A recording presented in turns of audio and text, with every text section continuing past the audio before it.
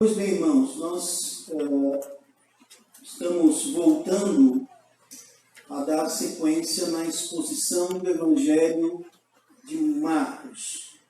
Portanto, eu peço a firmeza para que os irmãos abram as suas Bíblias em Marcos, no capítulo 8, versículo 27 a 30, e nós vamos ter o auxílio de outro texto também, que é o texto de Mateus, que tem a mesma narração.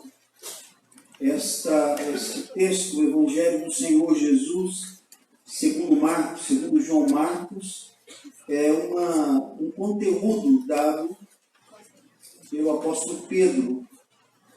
Então, há muitas questões que envolvem o apóstolo Pedro em que ele não faz menção. Ou se faz menção, ele passa rapidamente. Mas já se passaram aqui pelo menos 2 anos do ministério do Senhor Jesus, e a nossa versão diz o seguinte, Marcos 8, 27 a 30. Jesus e os seus discípulos dirigiram-se para os povoados nas proximidades de Cesareia de Filipe. No caminho, ele lhes perguntou: quem o povo diz que eu sou? Eles responderam: alguns dizem que és João Batista, outros Elias, e ainda outros um dos profetas. E vocês? Perguntou ele. Quem vocês dizem que eu sou? Pedro respondeu: tu és o Cristo. Jesus os advertiu que não falassem a ninguém a seu respeito. Agora vamos para o texto de Mateus, capítulo 16, a partir do versículo 13. Nós temos aí o mesmo episódio com algumas informações, com algumas outras informações.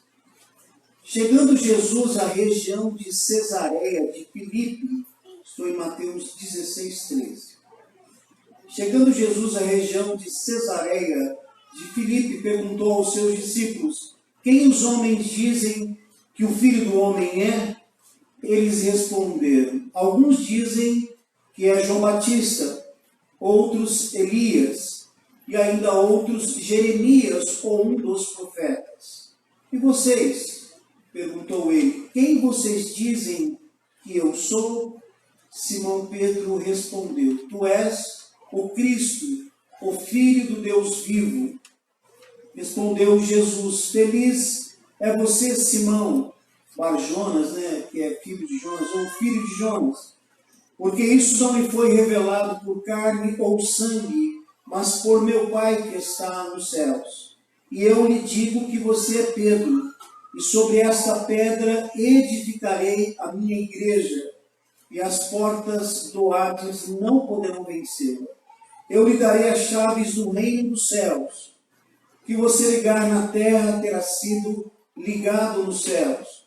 E o que você desligar na terra terá sido desligado nos céus. Então advertiu a seus discípulos que não contassem a ninguém que ele era o Cristo. Amém. Vamos orar mais uma vez? Cura a sua fronte, feche teus olhos.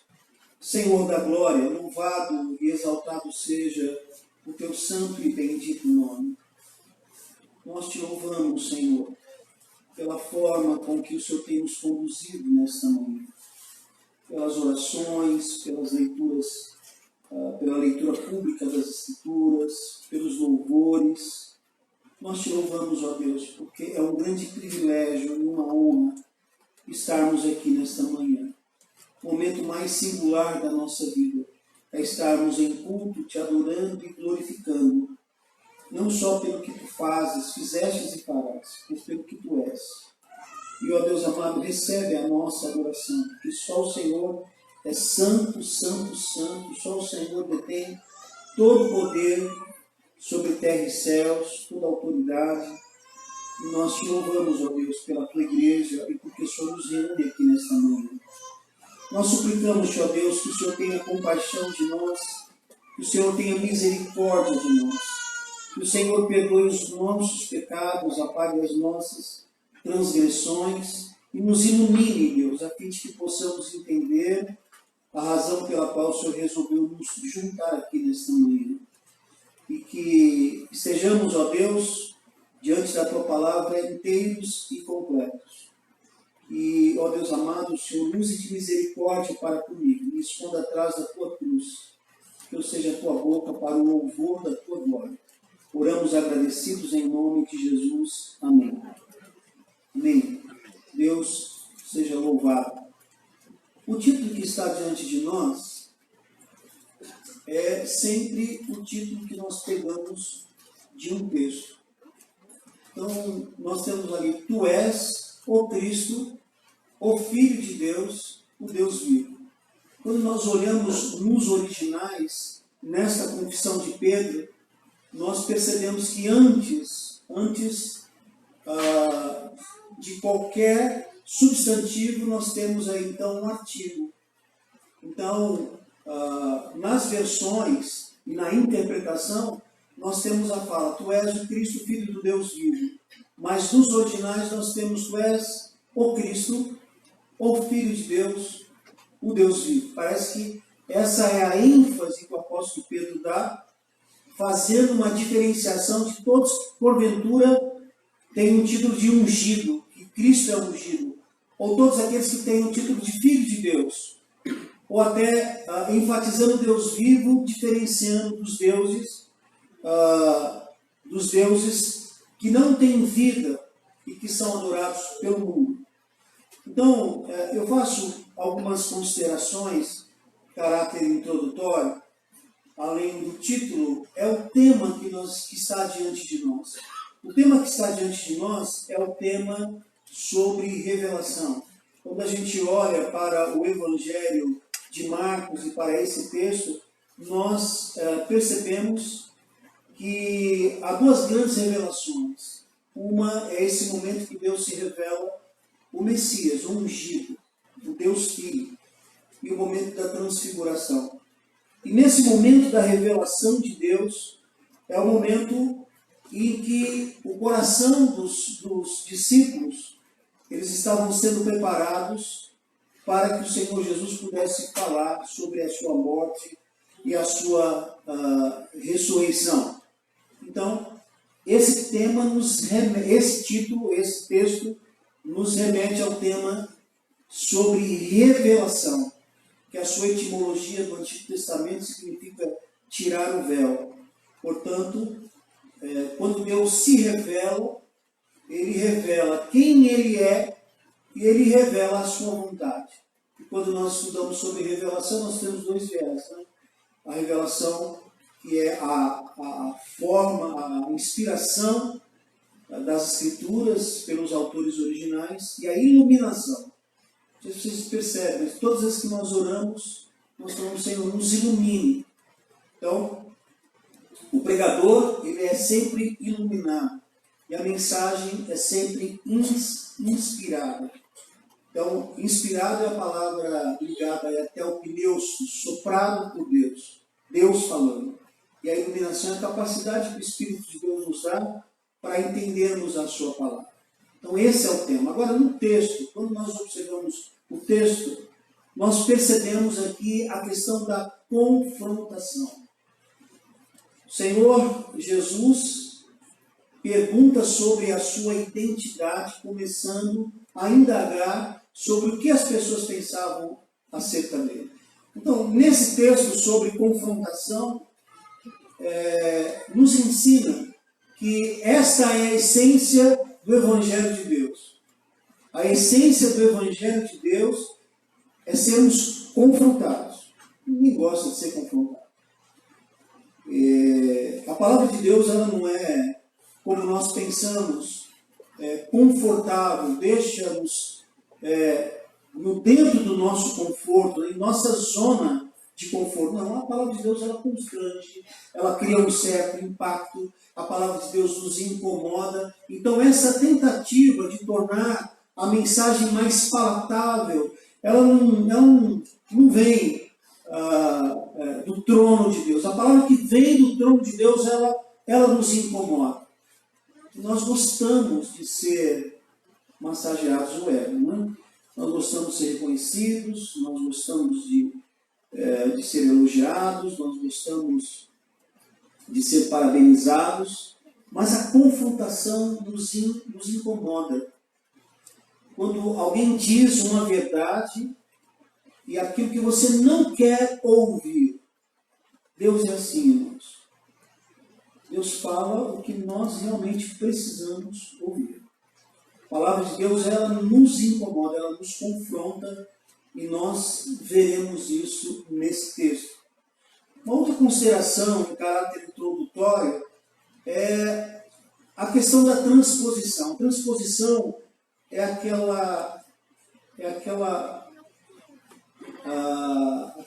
forma de você trazer o texto que foi escrito há mais de 2.000 anos atrás para hoje, para a Igreja Central, para o grupo de irmãos que estão aqui.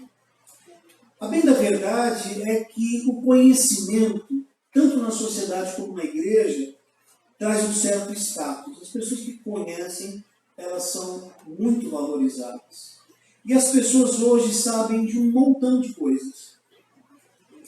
Mas da mesma forma, o problema que houve no passado, essa discussão acerca da identidade do Senhor Jesus, hoje também poucos conhecem o Senhor Jesus. Esse texto é chamado de texto cristológico, que fala um pouquinho a respeito de Jesus. Então, as pessoas sabem muito sobre muitas coisas, política, economia, sabem das últimas novidades, mas, lamentavelmente, não somente a sociedade, mas também a igreja não tem o devido entendimento acerca da pessoa de Jesus. E a isso nos remete ao propósito desta mensagem. Eu penso que da mesma forma que Deus se revelou aos discípulos, Deus também quer se revelar a nós. Aliás, não há nada mais prazeroso, não há nada mais importante da nossa vida do que nós recebermos a revelação de Deus, direto, com exclusividade. Não sei se Deus já falou claramente com você, mas isso é o que Deus realmente deseja. Ele quer falar conosco, Ele quer se revelar a nós. Isso é o que dá sentido à nossa vida, quando Deus revela os seus propósitos e nos faz ter uma vida em abundância. Bom, a segunda parte, após a leitura, a introdução, essa terceira parte do comentário bíblico é uma parte muito interessante. Vamos aqui pensar um pouquinho nesse texto. O Senhor Jesus acabara de concluir o seu ministério na Galileia, agora parte para a Judéia. Eles estão, então, indo para Cesareia de Filipe, porque a Cesareia, havia outra Cesareia, em homenagem aos Césares, obviamente, mas essa era de Filipe, que estava lá no norte, próximo à Síria, lá nos limites do Jordão, nos pés do Monte Hermon.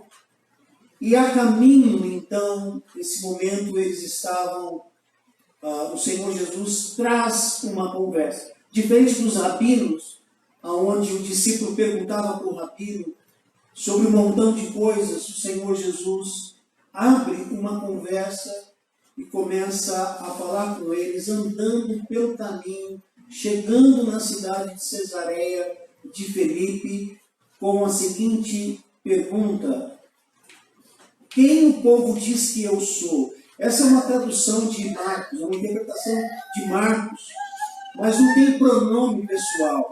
O texto original é: quem diz que o Filho do Homem é?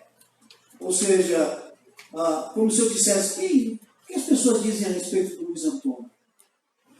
Então, essa é a forma com que o Senhor Jesus aborda os discípulos ao referir-se ao Filho do Homem, e Pedro entendeu lá no versículo 16 que se referia realmente a Jesus. E há algumas razões. Parece que a popularidade de Jesus nesse momento tinha diminuído. As autoridades religiosas acusavam Jesus.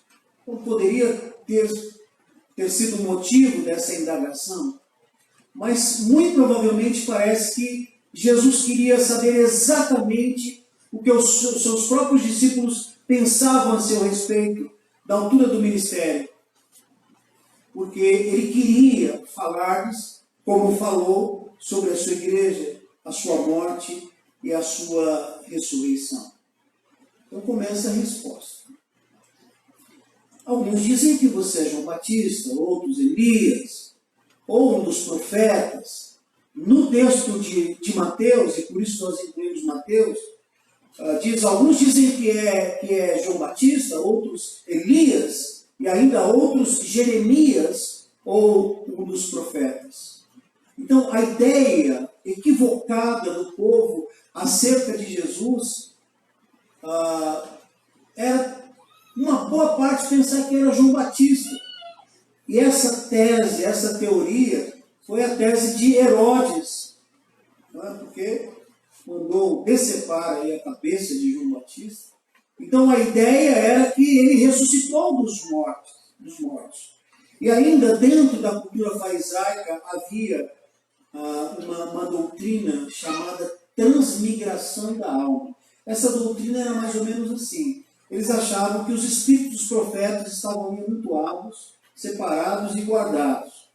Então, diante de qualquer crise nacional, então o espírito de um profeta era requisitado para incorporar no homem daquela época e para falar ao povo.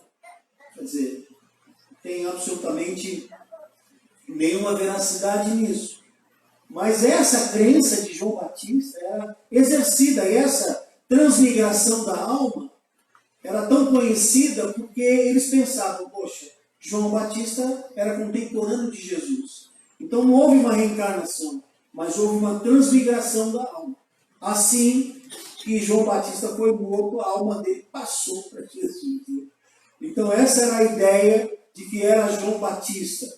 Outros diziam que era o profeta Elias.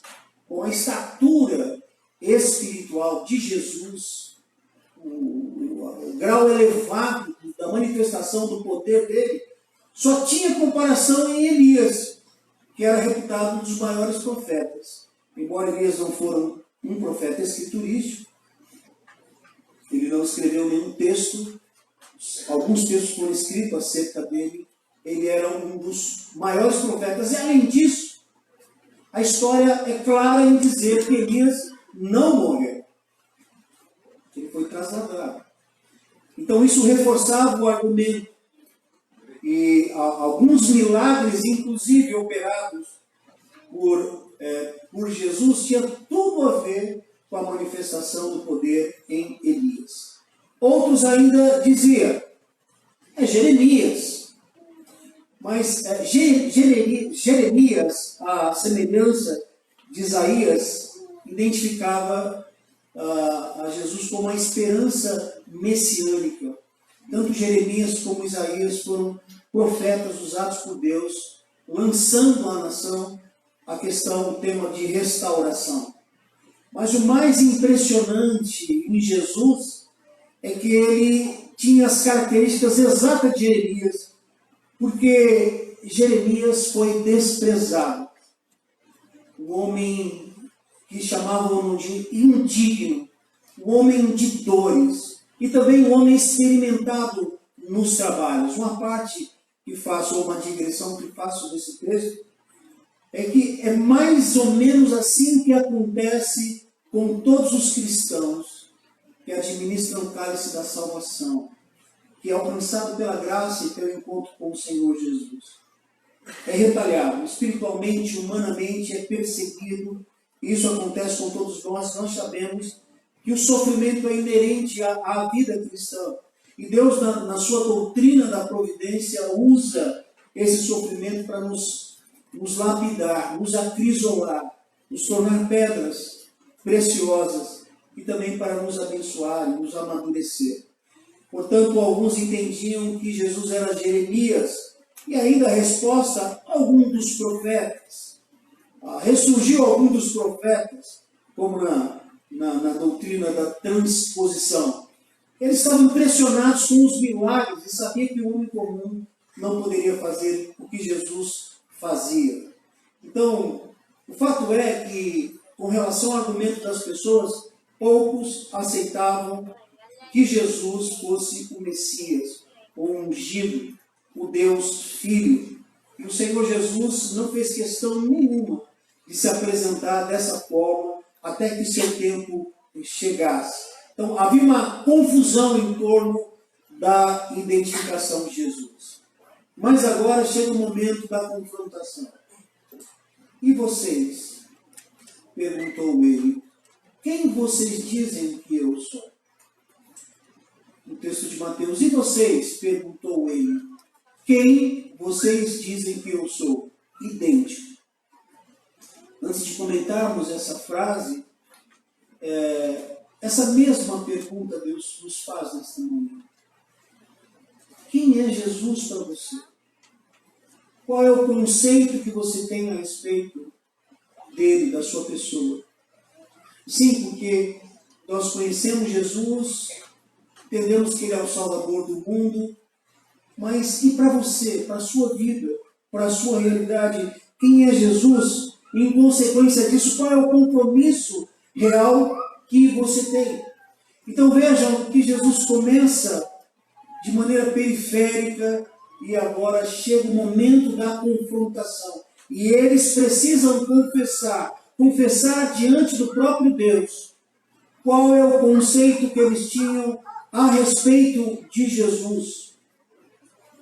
Pedro, mais que depressa, respondeu: tu és o Cristo. Mas o texto de Mateus, ele diz: tu és o Cristo, o Filho de Deus, o Deus vivo.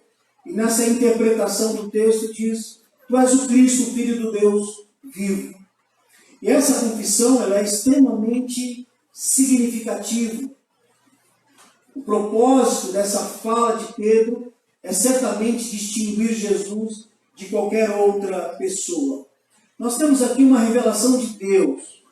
Deus ilumina Pedro. Deus, ele foi escolhido diante dos apóstolos para confessar isso. Nós veremos adiante na fala do Senhor Jesus: não foi carne e sangue que te revelou, mas meu Pai que estás nos céus.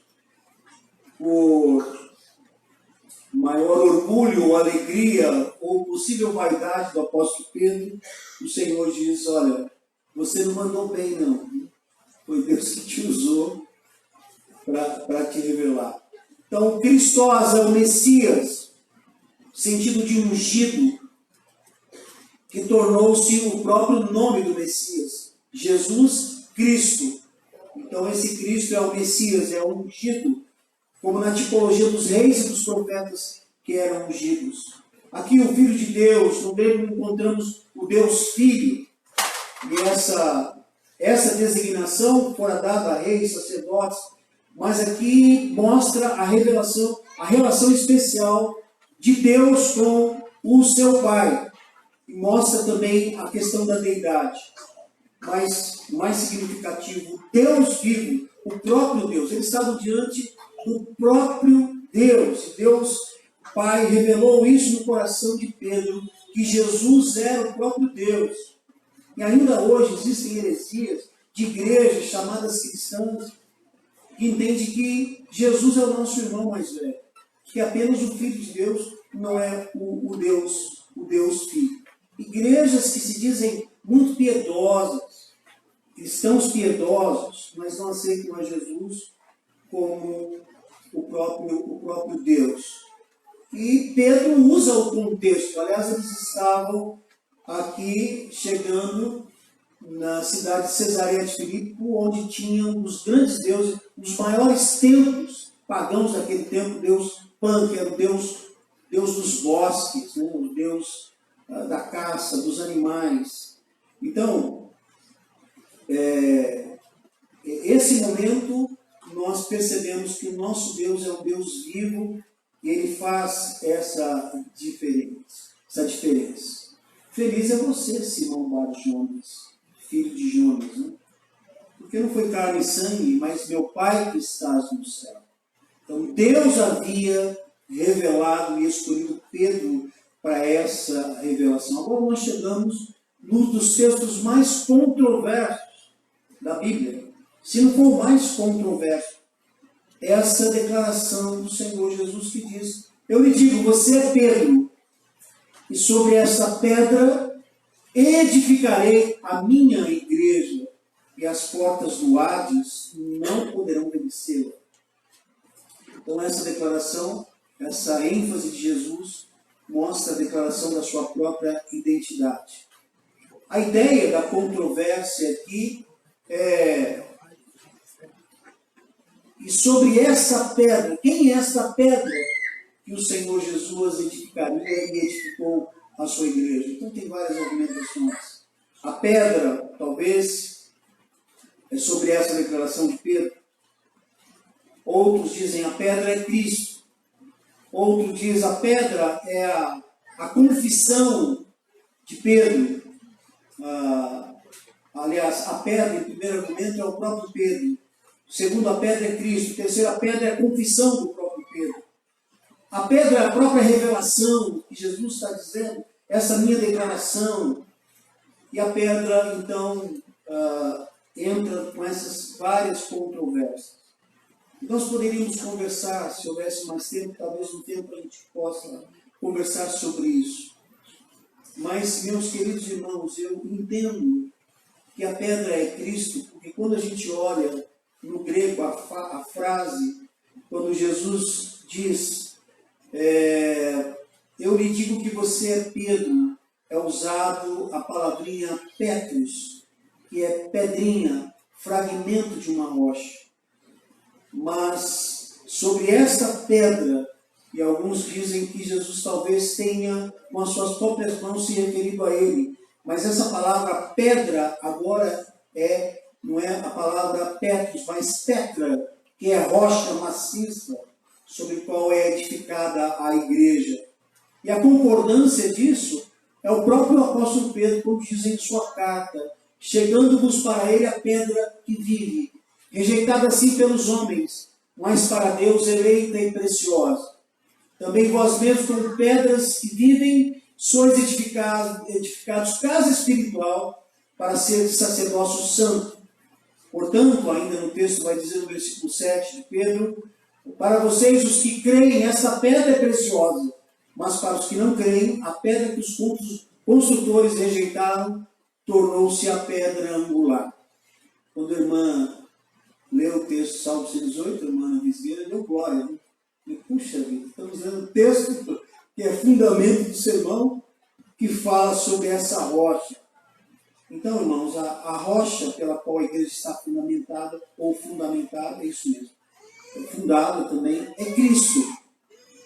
Segue as declarações, finalizando o nosso comentário.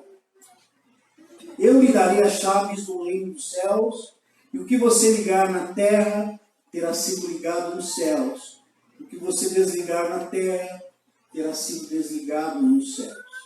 Parece que Deus confere a autoridade a Pedro, haja vista que ele abriu as portas da igreja pregando em Atos 2 aos judeus, depois pregando em Atos 10 aos gentios. Então ele fez uso dessas chaves.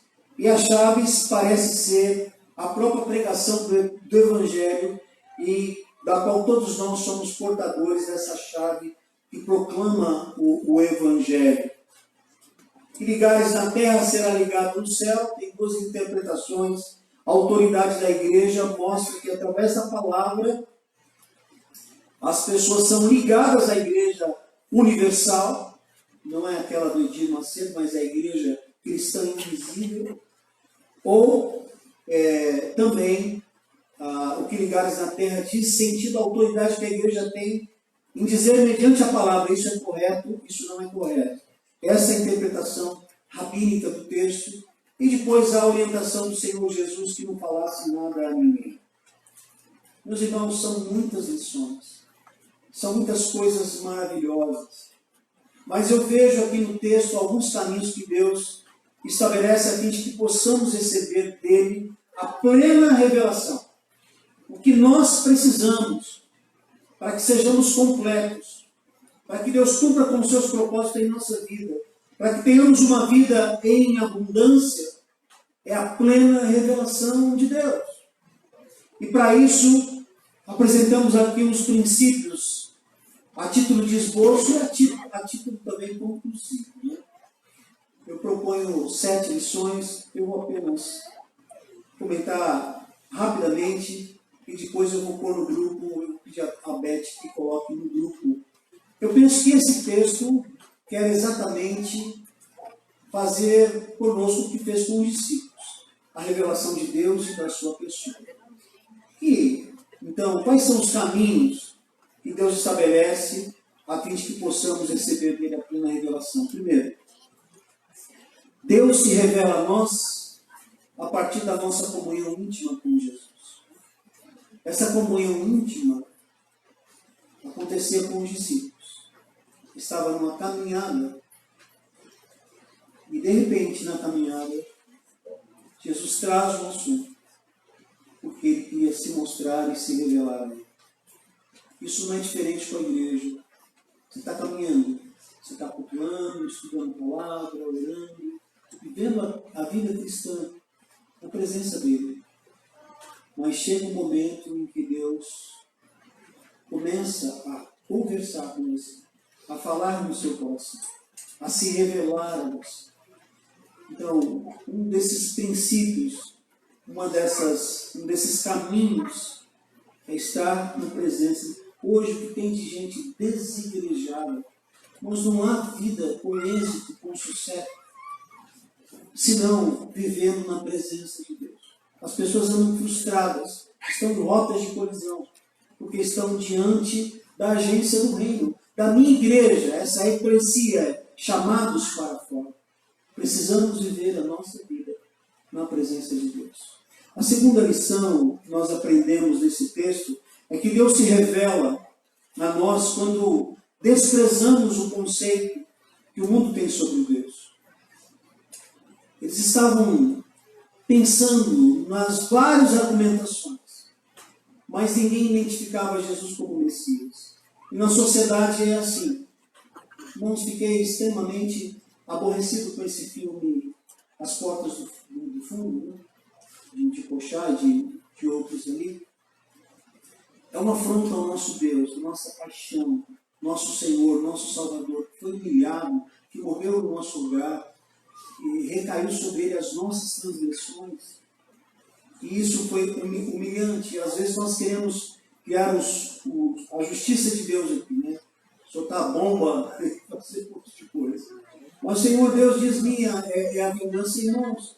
Cristo continua sendo retalhado. Mas a Bíblia é clara quando diz que todo joelho se dobrará, toda língua confessará que Jesus é o Senhor. Então, nas faculdades, nas universidades, nas escolas, as pessoas realmente desprezam, mesmo nas escolas confessionais, mesmo dentro do colégio presbiteriano, o Jonas falou que tinha amigos lá que eram ateus, não criam nisso. Mas nós precisamos desprezar o conceito que o mundo tem a respeito de Deus, porque isso está na palavra. A terceira lição é que Deus se revela a nós quando somos confrontados com a sua palavra. Há muitas pessoas, não poucas, que são atraídas pela igreja, que gostam muito do louvor, gostam muito do relacionamento pastor, liderança, mas são atraídos pela palavra de Deus. É a palavra de Deus que transforma. Não existe nenhuma outra ferramenta mais eficaz senão a palavra de Deus para nos transformar. Irmãos, ela incomoda, ela é confrontadora, ela nos tira da zona de conforto. Deus se revela a nós quando nós estamos abertos a entender o que Deus quer falar ao meu coração, o que Deus quer falar a nós. Em quarto lugar, Deus se revela a nós mediante a nossa plena confiança nele. Às vezes nós vivemos um momento de crise, um momento que Deus tira o chão dos nossos pés, um momento delicado da nossa vida, mas isso acontece por providência divina, para Deus nos experimentar, porque Ele nos prova. Deus não tenta ninguém, mas Ele nos prova para que nós possamos mostrar qual a confiança Qual é o nível de confiança que temos nele, como fez com Abraão, que pediu seu filho, seu único filho Isaac. E o que Deus não permitiu que Abraão fizesse, imolasse, oferecesse o holocausto, Deus entregou seu próprio filho, Jesus. Será que nós confiamos mesmo em Deus? Olha, é mais fácil confiar no limite do cheque especial, no cartão de crédito, no tempo de serviço que você tem, na pessoa que segura as contas quando você precisa, às vezes nos seus bens, às vezes no seu conhecimento e na sua experiência. A gente acaba confiando em tantas coisas, mas não temos a plena confiança nele. Mas nós precisamos confessar, como Pedro confessou, tu és o Cristo. A quinta lição é que Deus se revela a nós quando dependemos do seu Espírito para nos iluminar. Ninguém tem o verdadeiro conceito de Deus, o real conceito de Deus, a não ser pela revelação de Deus. Ninguém deve se ufanar, porque conhece muito teologia, conhece muito doutrina, ou tem muito tempo de igreja. Há pessoas que têm muito tempo de igreja, já fez vários cursos de teologia, mas não conhecem Deus, a Deus. Haja vista que o crescimento espiritual não é dado do seminário. O seminário encaminha, sim, tem um peso, sim. Mas o crescimento espiritual acontece aqui na igreja, nos cultos públicos, na escola bíblica dominical. Então, quando nós nos humilhamos diante de Deus, e quando nós apresentamos a nossa incompreensão, a nossa obtusidade teológica, compreensiva, e nos colocamos diante dele como ovelha débil, aí Deus é o nosso pastor. E a sua palavra diz, nada vai nos faltar, não vai faltar o conhecimento. É o Espírito que nos ilumina. Em sexto lugar, em penúltimo lugar, Deus se revela a nós quando reconhecemos que seu comissionamento não é opcional. Irmãos, o comissionamento de Jesus, que foi dado a Pedro, é dado a cada um de nós. Todos nós somos comissionados. Todos somos vocacionados. Eu costumo dizer ao Jonas, seu campo missionário são seus colegas que não conhecem Jesus, lá na sua escola. E o nosso campo missionário é na nossa escola, no nosso condomínio, na nossa comunidade, lá no nosso trabalho. Enfim, o nosso campo missionário são aqueles que estão à nossa volta e que não conhecem o Senhor Jesus, o Deus Filho, o Filho de Deus. Não conhecem o Deus com o D maiúsculo, que não é só transcendente, mas é imanente, se relaciona conosco, está conosco. Então, nós somos vocacionados. Você precisa desempenhar a sua função. Você precisa influenciar as pessoas a fim de que conheçam a Jesus. A começar pela sua própria vida. E, se necessário for, com o seu testemunho, com a sua palavra pregada. E, finalmente, irmãos, Deus se revela a nós quando a nossa expressão de adoração é a obediência. É muito lindo a gente cantar aqui, vir para a igreja, cantar, louvar, participar. Mas quando ninguém está te observando, ninguém está te vendo, aí sim, você vai se revelar um verdadeiro adorador a partir da obediência. Às vezes vivemos a mesma crise de Paulo. Oh Deus, o que eu quero fazer eu não faço. O que eu não quero fazer, faço. Miserável homem que eu sou, quem me livrará? Mas a partir do momento que você vai crescendo na presença de Deus, Deus vai te libertando. A salvação, no sentido da progressão, do desenvolvimento, como a Bíblia diz, desenvolver a vossa salvação, você vai crescendo na presença de Deus. E você vai deixando os pecados, você vai se libertando. A palavra de Deus vai transformando, como eu sempre digo, né? Funciona como um antivírus, né? Ele vai purificando o HD. E aí você vai, a palavra de Deus é isso. É como o apóstolo Pedro diz, né? É leite materno, que é vacina, vitamina, nutriente, alimento, e imunidade, tantas outras coisas. Assim é a palavra de Deus. Eu concluo dizendo que Deus nos junta hoje aqui, nesta manhã, para nos conscientizar que a coisa mais preciosa da sua vida é obter de Deus a revelação para a sua vida. É você conhecer Deus, conhecer os propósitos que Ele tem para você, para a sua vida, para a sua família. Cure a sua fonte. Vamos orar. Pai de amor e de imensa bondade, louvado e exaltado seja o teu santo e bendito nome. Graças nós te damos, ó Deus, por essa narrativa tão preciosa que nos ensina tantas coisas. Nós queremos suplicar-lhe que o Senhor tenha misericórdia de nós e nos perdoe. Porque às vezes, teoricamente, nós temos o real conceito de Deus, mas na vida prática nós deixamos a desejar. Senhor, tenha compaixão, nos ajude a conhecê-lo melhor. Queremos obter do Senhor a tua revelação. Queremos nos engajar, Deus, na tua obra, nos envolver contigo. E, ó Deus amado, com o teu reino.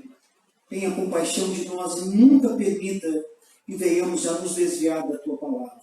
Estendemos o nosso clamor a todos os teus servos que aqui estão, rogando-lhe a Deus que o Senhor venha aspergir o teu sangue carmesim, perdoando e purificando a todos. E se alguém aqui que está, ó Deus, distante de ti, que nesta manhã possa confessar Jesus como Cristo, o Filho de Deus, o Deus vivo, e nesta manhã faça um concerto, uma reconciliação, que a partir de agora viva em tua presença. Ó Deus amado, abençoe, continue abençoando esta manhã. Dá-nos a tua graça, nos fortaleça em tua palavra. Oramos agradecidos em nome de Jesus. Amém. Amém. Deus os abençoe.